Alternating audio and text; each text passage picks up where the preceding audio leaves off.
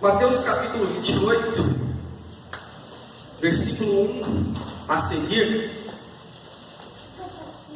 Louvado seja Deus.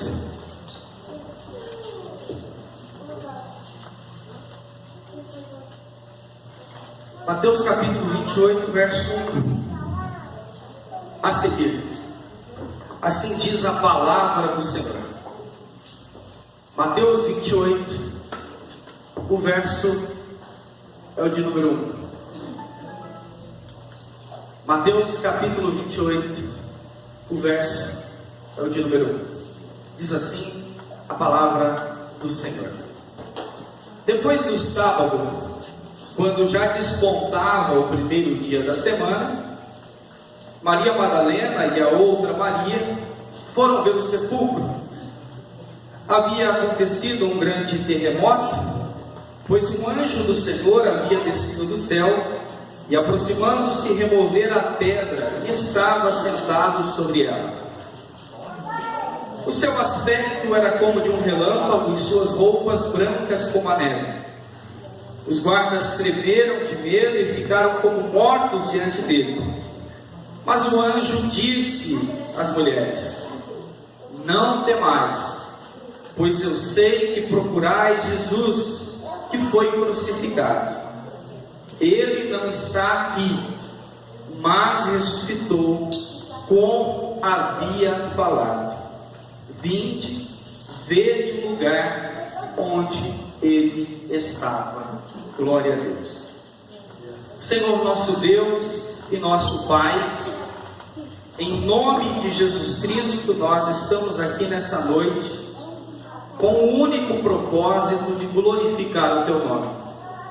A Sua palavra foi lida e, mediante a leitura de Sua palavra, nós confessamos ao Senhor os nossos pecados, a nossa incapacidade, a nossa falta de condição espiritual de compreendê-la.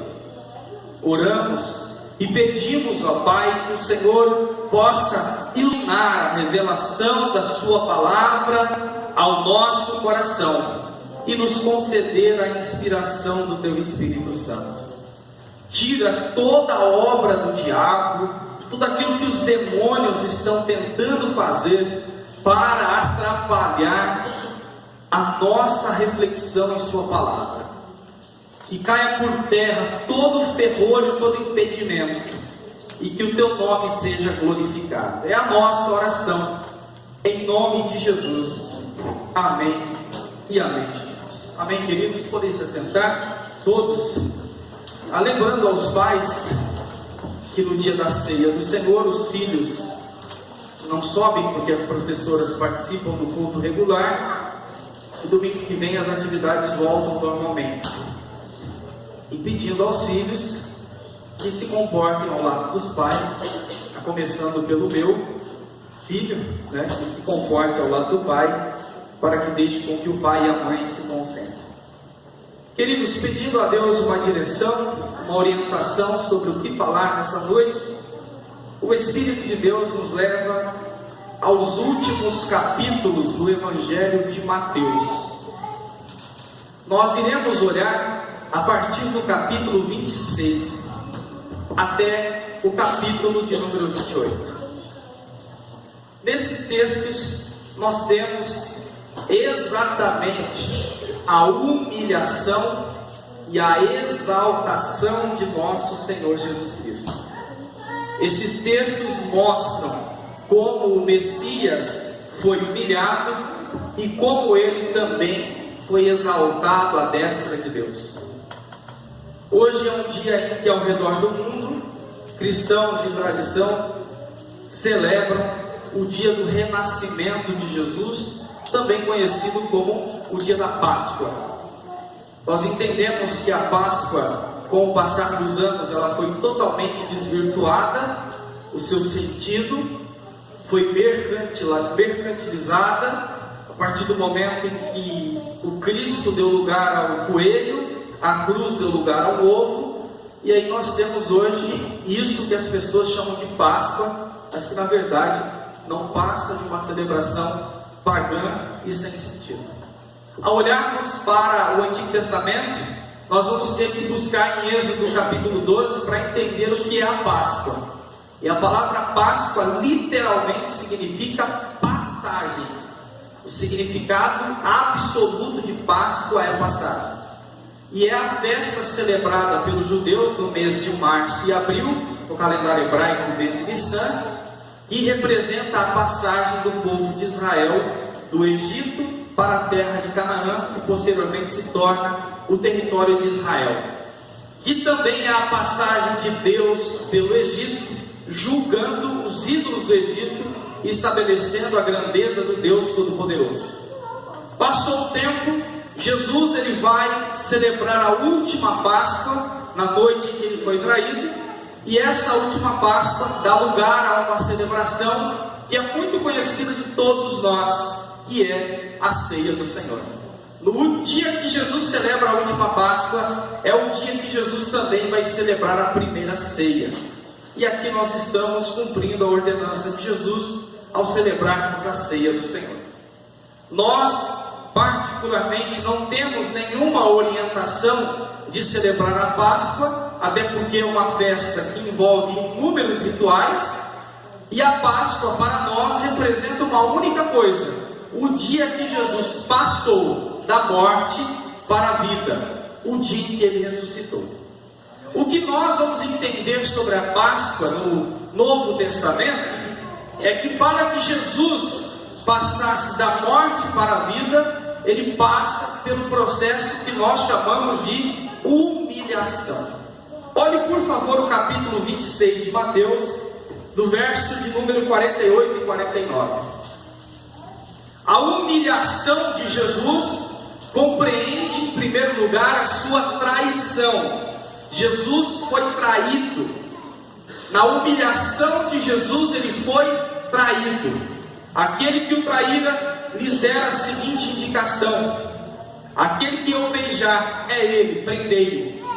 E logo aproximando-se de Jesus disse: salve, Rabi, e o beijou.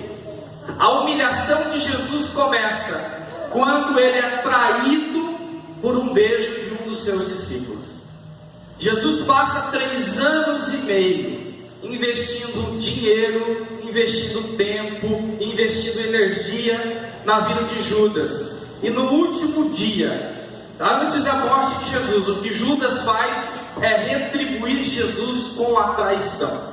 A humilhação de Jesus começa quando ele foi traído por Judas Iscariotes. A humilhação de Jesus começa quando ele foi traído por Judas Iscariotes. Se vocês olharem agora o versículo 56 de Mateus 26, vocês vão ver a segunda característica da humilhação de Jesus. Diz o texto no final do versículo: então todos os discípulos o deixaram e fugiram. Jesus, além de ser traído, ele também foi abandonado. Todos os discípulos, os 11 que sobraram, abandonaram Jesus. Jesus foi traído e Jesus foi abandonado. Esses homens, há 3 anos e meio atrás, não eram nada.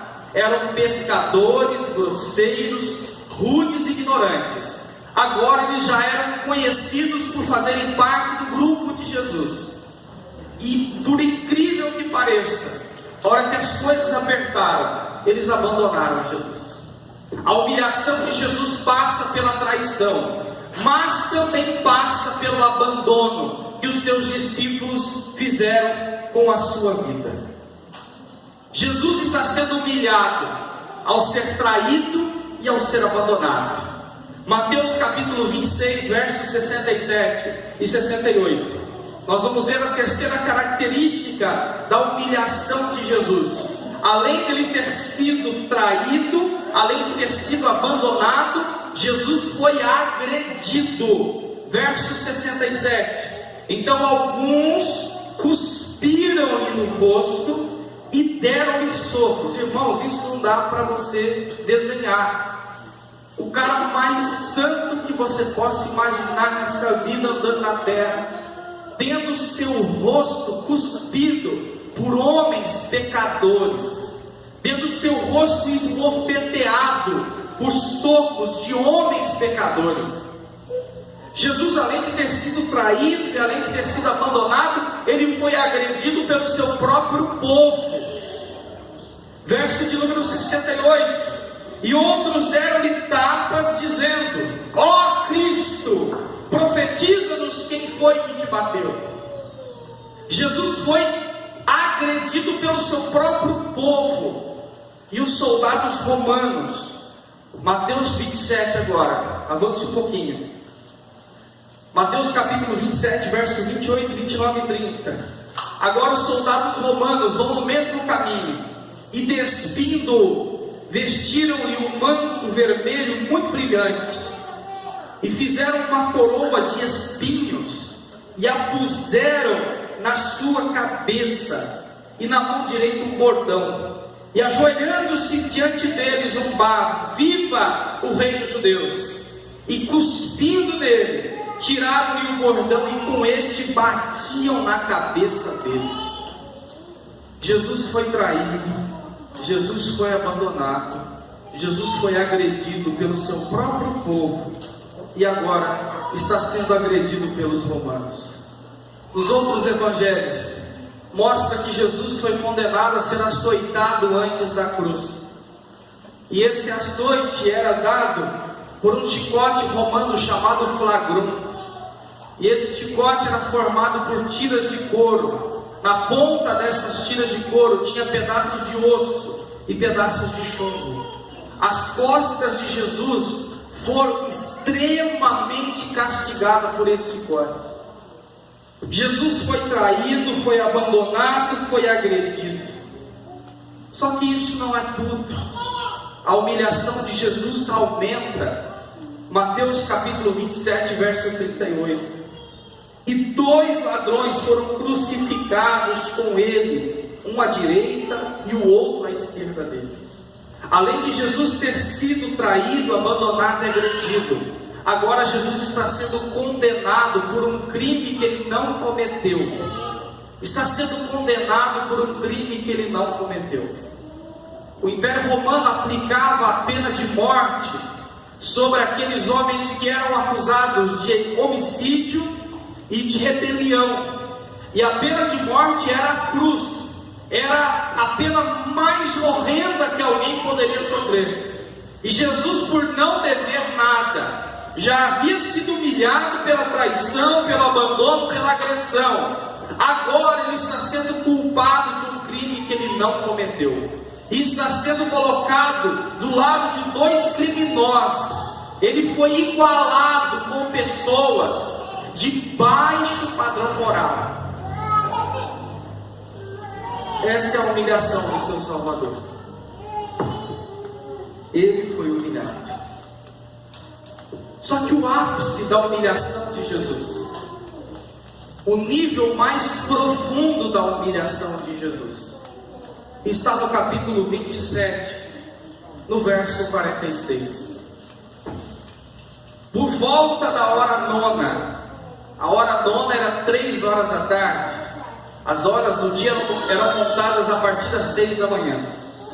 Por volta da hora nona, 3 horas da tarde, Jesus bradou em alta voz: Eli, Eli, lama sabachthani. Isto é: Deus meu, por que me desamparaste? A humilhação de Jesus é tão terrível que agora sobre ele, sobre aquela cruz, está todo o pecado da humanidade. Todo o pecado, toda a maldade da humanidade está sobre Jesus. E aquilo faz com que Jesus seja separado de Deus na comunhão que ele tinha com o Pai. Ele experimenta a morte que o pecado promoveu lá no Éden, separando o homem de Deus. O que faz Jesus sofrer naquela cruz não é nem tanto a traição, não é nem tanto o abandono, a agressão ou a falsa acusação, mas o que faz com que ele sofra é que ele leva sobre si o pecado de toda a humanidade, de todo o seu povo. Ele leva aqueles pecados sobre si, e Deus por um momento não consegue ver Jesus com os olhos que sempre viu. Deus consegue ver sobre Jesus todo o pecado E agora ele está falando: Deus meu, por que me desampara? O nosso Salvador foi humilhado. O nosso Salvador foi humilhado. E diante de tudo isso, sobre a humilhação de Jesus, é fundamental nós destacarmos 2 pontos. Em primeiro lugar, o que está escrito no verso de número 50. E Jesus, bradando de novo em alta voz, entregou o Espírito. Em João 19:30 diz: está consumado. Toda a humilhação de Jesus tem um propósito. O propósito de consumar o plano perfeito de Deus. Apocalipse 13, Apocalipse 17 diz que ele foi morto antes da fundação do mundo. Deus estava neste momento consumando o plano perfeito de redimir o seu povo para si. Deus estava consumando em Jesus, colocando sobre ele o Cordeiro de Deus que tira o pecado do mundo. Aquele momento era o momento em que Deus estava encerrando a antiga, estabelecendo a nova aliança. É nesse momento que nós temos que entender que toda aquela humilhação tem um propósito. E o propósito não é fazer uma bela encenação na Sexta-feira Santa. O propósito não é fazer um filme para fazer você chorar. O propósito supremo é fazer convergir para Deus todas as coisas.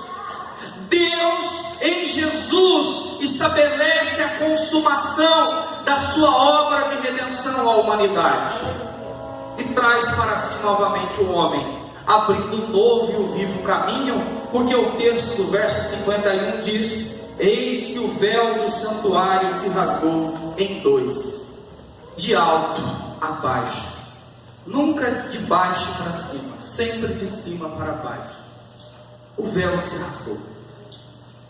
Esse é o primeiro propósito da humilhação de Jesus: consumar o plano perfeito de Deus. O segundo propósito é que quando Jesus sofre toda a humilhação, ele está se identificando plenamente com a raça humana. Hebreus capítulo 4, verso 15 diz: pois não temos um sacerdote, um sumo sacerdote, que não possa compadecer-se das nossas fraquezas, mas sim alguém que, como nós, passou por todo tipo de tentação. Jesus sabe na pele o que é traição. Jesus sabe na pele o que é abandono. Jesus sabe na pele o que é agressão. Jesus sabe na pele o que é você ser acusado de uma coisa que você não cometeu. Jesus sabe na pele o que é estar separado de Deus. E se você chegou aqui nessa noite desesperado, porque foi traído, porque foi abandonado, porque foi esquecido, porque foi agredido, saiba que tudo isso ele já passou, e ele sabe exatamente o que você está sentindo hoje. E é por isso que o texto de Hebreus continua, capítulo 4, verso 16: assim sendo, aproximemo-nos do trono da graça com toda a confiança, a fim de recebermos misericórdia e encontrarmos graça que nos ajude no momento da necessidade. O nosso Jesus sabe exatamente o que é sofrer na pele, o que nós sofremos diariamente. Ele se compadece de nós e nos dá um caminho, um acesso livre ao trono da misericórdia, onde nós encontramos a graça de Deus disponível a todos nós. E louvado seja Deus por isso. Os evangelhos retratam a humilhação do Salvador. O nosso Cristo foi humilhado, e tudo isso fez pelo seu povo. E se acabasse aqui, certamente você não teria todo o ânimo para comer aquele resto de frango agora no jantar. Se acabasse aqui, você não ficaria animado para esquentar aquela costela no micro-ondas. Mas louvado seja Deus que a humilhação de Cristo não é o fim. A humilhação de Cristo é o início da sua exaltação. E aí que nós chegamos no capítulo 28 de Mateus, texto na qual nós fizemos a leitura. Ele não está aqui, mas ressuscitou, como havia falado. O nosso Cristo não está apodrecido num túmulo, Ele ressuscitou. Esta é a exaltação de Cristo.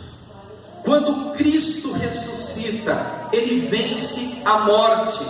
2 Timóteo capítulo 1, verso 10, diz que Jesus destruiu a morte quando Ele ressuscitou.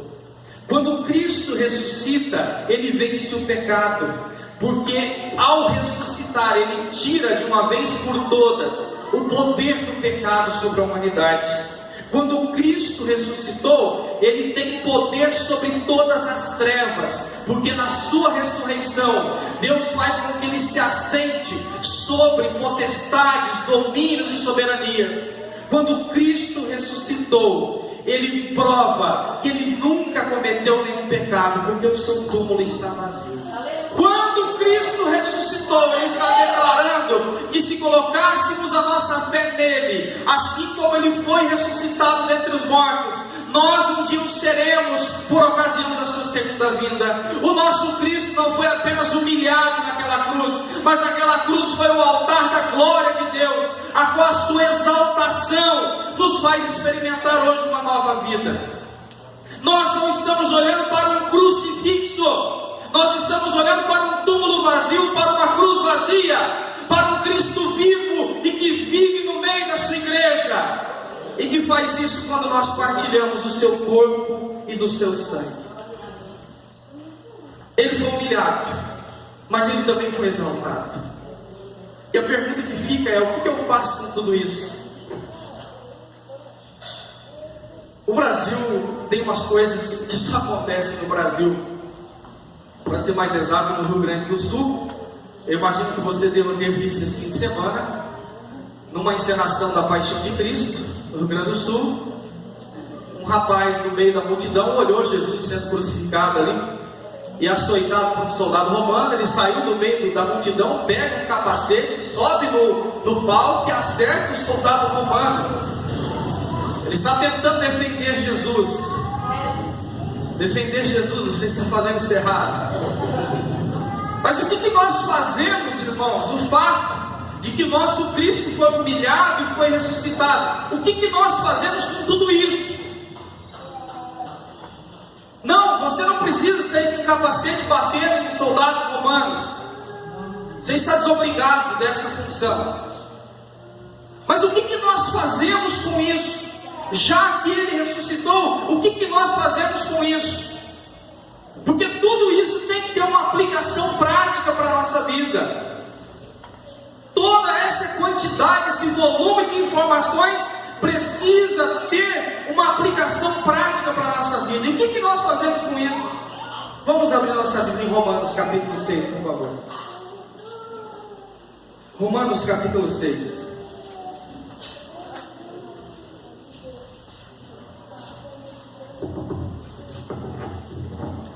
O que nós fazemos com isso?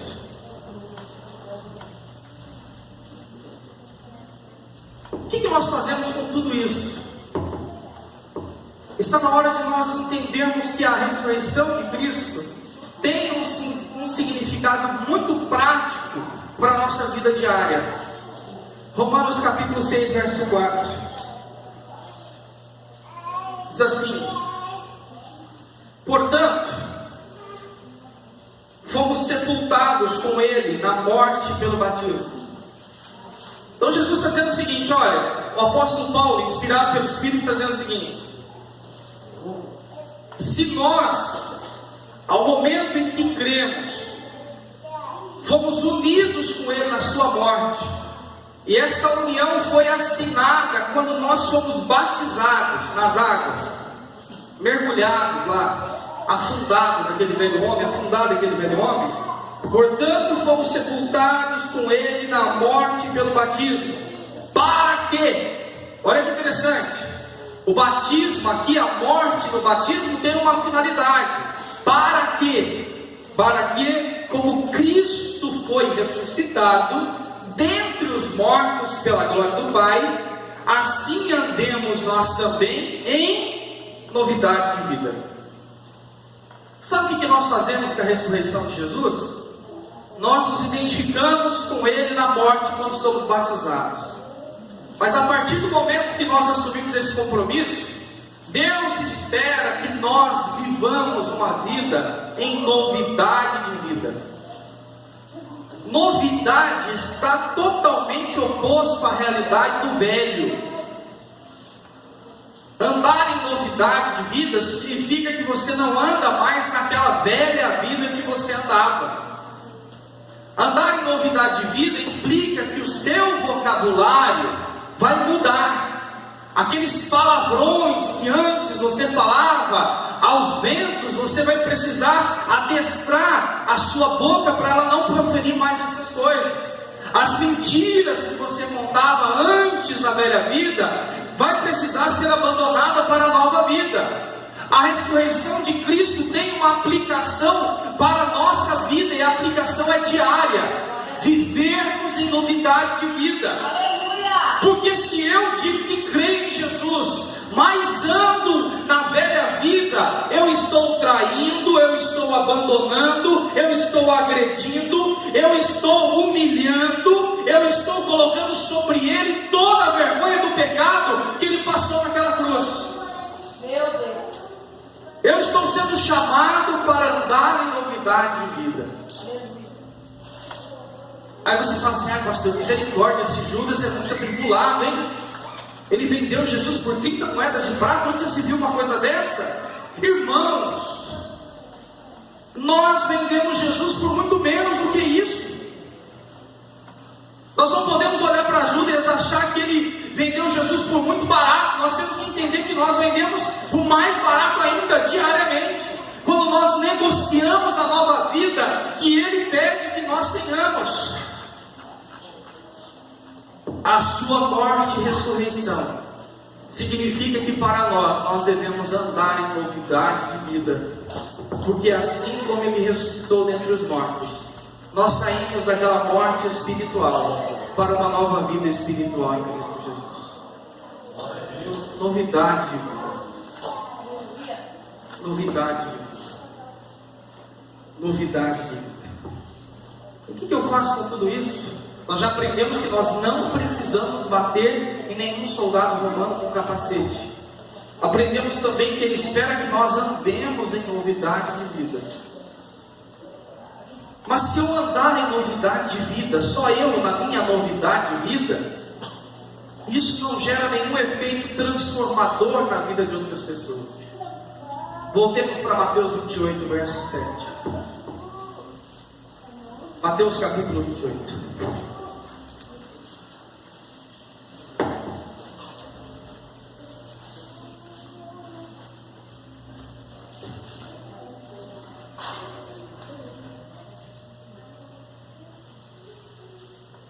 Mateus capítulo 28.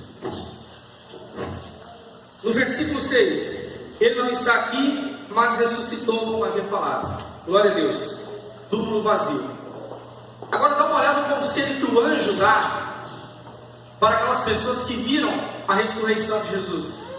E esse conselho é perfeitamente aplicado para nós hoje. Nós já entendemos que a ressurreição de Jesus exige de nós viver uma vida de ressurreição. E vida de ressurreição é viver a nova vida. Só que isso não é tudo. Nós precisamos levar a fim esta ressurreição. Olha o que diz o verso 7. Ide depressa, dizei a seus discípulos que ele ressuscitou dos mortos. Sabe o que nós temos que fazer com a ressurreição de Jesus? Nós temos que falar para os discípulos que ele ressuscitou. Isso significa que nós temos que pregar sobre isso na igreja. Isso significa que nós temos que falar, ensinar sobre isso na igreja. Isso significa que não é porque você é crente há tanto tempo que não precisa ouvir de ressurreição. Até mesmo os 12 apóstolos precisaram ouvir sobre ressurreição. Nós precisamos ouvir isso, de que o nosso Salvador, ele ressuscitou, o seu túmulo está vazio. Isso faz com que você tenha esperança na vida. Você não serve a um Deus morto, você não serve a um Deus revolucionário, Você serve a um Deus santo que ressuscitou ao terceiro dia na pessoa bendita de nosso Senhor Jesus. Nós precisamos falar isso entre nós. Ele ressuscitou.